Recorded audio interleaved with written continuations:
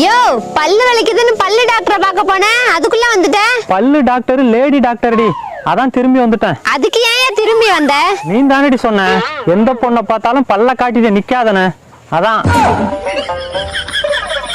முடியப்பா, என்னால முடியலப்பா. 4 வருடங்களுக்கு முன் ஓனரும் ஓனர் பொண்டாட்டியும். மாமா, போன ஜென்மத்துல நான் என்ன புண்ணியம் பண்ணனோ உன்னை கல்யாணம் பண்ணிருக்கேன். நானும் தாண்டி. 4 வருடங்களுக்கு பின் ஒட்டகமும் ஓனானும். யோ, போன ஜென்மத்துல நான் என்ன பாவம் பண்ணனோ உன்னை கல்யாணம் பண்ணி தொலைச்சிருக்கேன். நானும் தாண்டி. அவ்வளவுதான்டா வாழ்க்கை. அப்படி என்ன கட்டுப்புட்டான்னு இப்ப என்ன வெளியே அடிச்சுட்டு வச்சிருக்கிற? நாட்டுக்கோழி முட்டை 4 வாங்கிட்டு வர சொன்ன. எந்தெந்த நாட்டு முட்டைன்னு நான் கேட்டது ஒரு தப்பா? புருஷன் புத்திசாலித்தனமா இருந்தாலே பொண்டாட்டிகளுக்கு பிடிக்காது ஒழுக்க. ஏன்பா, உங்களுக்கு தான் லைக்கும் வரல, வியூஸும் போல, ஏன் வேஸ்டா வீடியோ போடுறீங்க?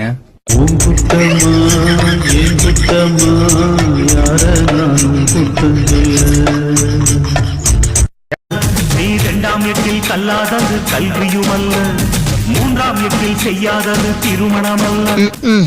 இங்க 4ஆவது வெட்ட முடிய போது இன்னும் பொண்ணு கிடைச்ச பாடு இல்ல. ஏய், கழுப்பாதாதீங்கடா, பாட்ட மாத்துங்கடா.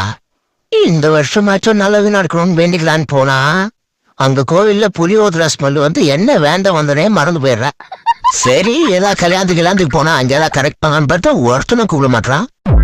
இந்த அம்பானி புலிக்கு கல்யாணம் ஆச்சே, ஒரு வாட்டை கூப்பிட்டான பத்தியா? ரீசார்ஜ் பண்ணலாம் மட்டும் 1000 வாட்டி கால் பண்ணிட்டு போனுங்க. கவர்மெண்ட் வேலைக்கு போயிருந்தா கூட இன்னும் 4-5 வருஷத்துல ரிட்டையர்ட் ஆயிருப்பேன். நம்ம வாழ்க்கை வராண்டாலேயே போயிடும் போல இருக்கு. அழகா சுதி கேட்டு நீ நடக்கும் நடையில் ஜதி கேட்டு. பொண்ணுங்க 5 நிமிஷத்துக்கு முன்னாடி கரட்டி வச்ச ரப்பர் பேண்ட தேடுவாங்க. ஆனா 5 வருஷத்துக்கு முன்னாடி நாம என்ன சொன்னோங்கிறத அப்படியே டைம் இன்க்ளூடு கரெக்டா சொல்லுவாங்க.